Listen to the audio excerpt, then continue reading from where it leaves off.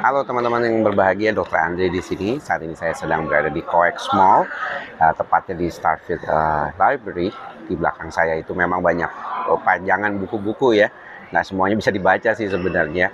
Tapi hari ini kita mau berbicara tentang vitamin ya, yang sangat dibutuhkan oleh otak kita untuk membantu mengurangi gejala-gejala gangguan kecemasan. Banyak di antara teman-teman mungkin yang bertanya-tanya, saya sebenarnya tuh paling males kalau makan obat. Saya pengennya kalau bisa tidak makan obat, tapi bisa sembuh dari masalah gangguan kejiwaan. Dan ini tentunya sesuatu yang bukan cuma teman-teman tanyakan, tetapi juga pasien-pasien pastinya kepingin kalau bisa tanpa obat. Tapi buat saya yang paling penting bagaimana pertama mengenali dulu ya bahwa teman-teman itu mengalami gangguan jiwa jenis apa. Karena ini penting sekali nih, nggak boleh diagnosis sendiri, nggak boleh diagnosis lewat googling atau lewat YouTube channel gitu ya. Oh saya kayaknya sakit gangguan cemas, saya kayaknya gangguan depresi, atau saya schizophrenia. Karena perbedaan ini sangat penting karena juga beda vitaminnya. Nah, ini kita bahas persatuan dari definisi gangguan jiwa itu sendiri ya. Kalau banyak cemas, banyak kekhawatiran, perasaan takut penyakit atau mengalami gejala-gejala fisik seperti kayak berdebar-debar, sesak napas, keluar keringat dingin, kemungkinan teman-teman mengalami yang namanya gangguan cemas. Tetapi gangguan cemas ini juga seringkali kalau yang sudah terlalu berat diketahui juga banyak mengalami gejala-gejala depresi. Jadi gejala depresi itu sering muncul terkait dengan perasaan putus asa karena misalnya cemasnya nggak baik-baik, atau misalnya karena pikiran-pikiran negatif ya, akhirnya jadinya makin tambah negatif dan akhirnya susah untuk membuat otak itu berpikir positif, atau memang problem yang saling berkaitan dengan lingkungan. Banyak diantaranya problem lingkungan juga saling berpengaruh sehingga menyebabkan gejala-gejala cemas dan depresinya semakin bertambah.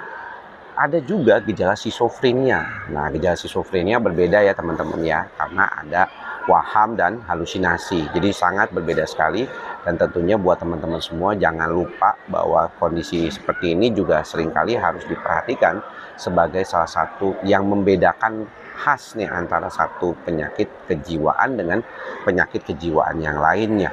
Terutama juga vitamin. Nah, kalau vitamin yang cocok untuk orang yang mengalami gangguan cemas kebanyakan adalah vitamin B kompleks ya, B1, B6, B12. Ini yang paling sering diteliti dan dari dulu. Gejala-gejala kelelahan bagus banget kalau digunakan B1 ya. Kemudian B6 dan B12 untuk regenerasi saraf ya. Biasanya tuh regenerasi saraf ini juga membantu supaya teman-teman jadi lebih stabil nantinya untuk membuat lebih nyaman.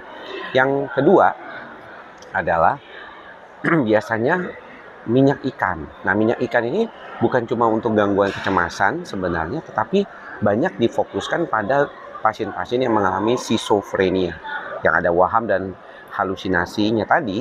Itu biasanya kita tidak sarankan menggunakan vitamin B ya, tetapi minyak ikan. Jadi nggak usah dalam bentuk minyak ikan, sebenarnya teman-teman banyak makan ikan saja cukup ya. Jadi banyak makan ikan ini ternyata bisa membantu pasien yang mengalami gejala schizophrenia.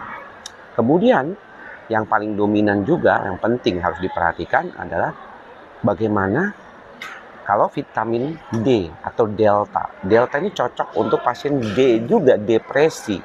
Ya, penelitian-penelitian mengatakan obat antidepresan SSRI ditambah dengan vitamin D akan menimbulkan perbaikan yang signifikan dalam membantu kemampuan untuk adaptasi dan kemudian juga gejala-gejala yang membaik ya. Dari PHQ-9 itu penelitiannya sudah ada, juga dari Madras maupun dari Hamilton Depression Rating Scale. Jadi cukup signifikan ya membantu. Ini juga perlu diperhatikan sama teman-teman. Nah, maka kalau demikian, kalau misalnya saya minum vitamin yang lain dok, vitamin A, vitamin C sebagai suplemen, ya silakan aja. Ini kan sebenarnya adalah suplementasi yang berkaitan dengan keseharian teman-teman sendiri. Jadi tidak problem ya kalau buat saya itu teman-teman bisa membantu diri teman-teman dengan baik gitu terkait dengan kondisi seperti itu. Dan buat yang memang saat ini masih dalam kondisi yang perlu penanganan pengobatan, jangan lepas obatnya, hanya makan vitamin saja. Jadi vitamin sebagai penambah ya, karena penelitiannya itu tidak pernah vitamin itu digunakan sebagai tunggal. vitamin itu hanya digunakan sebagai penambah, adjuvan, ya penambah. Jadi bukan satu-satunya. Yang paling penting, teman-teman harus tetap makan obatnya teratur, nanti di stopnya juga teratur kalau memang sudah beres, dan juga kalau ke depannya supaya lebih stabil, mudah-mudahan akan jauh lebih baik lagi. Dan menjaga jangan sampai kambuh lebih sering adalah dengan menggunakan vitamin-vitamin tadi. Tapi buat teman-teman yang saat ini sedang stres atau mengalami perasaan nggak nyaman, silahkan kalau teman-teman mau menggunakan vitamin-vitamin tersebut untuk memperkuat kemampuan daya adaptasi teman-teman supaya bisa makin lama makin membaik. Demikian apa yang bisa saya sampaikan, teman-teman. Semoga teman-teman selalu sehat dan tetap semangat dalam menjalani kehidupan ini dengan ikhlas, sabar, dan sadar sebagai mantra kita bersama. Sampai bertemu lagi di video-video selanjutnya. Salam dari Seoul, Korea Selatan, terutama khususnya di Starfield.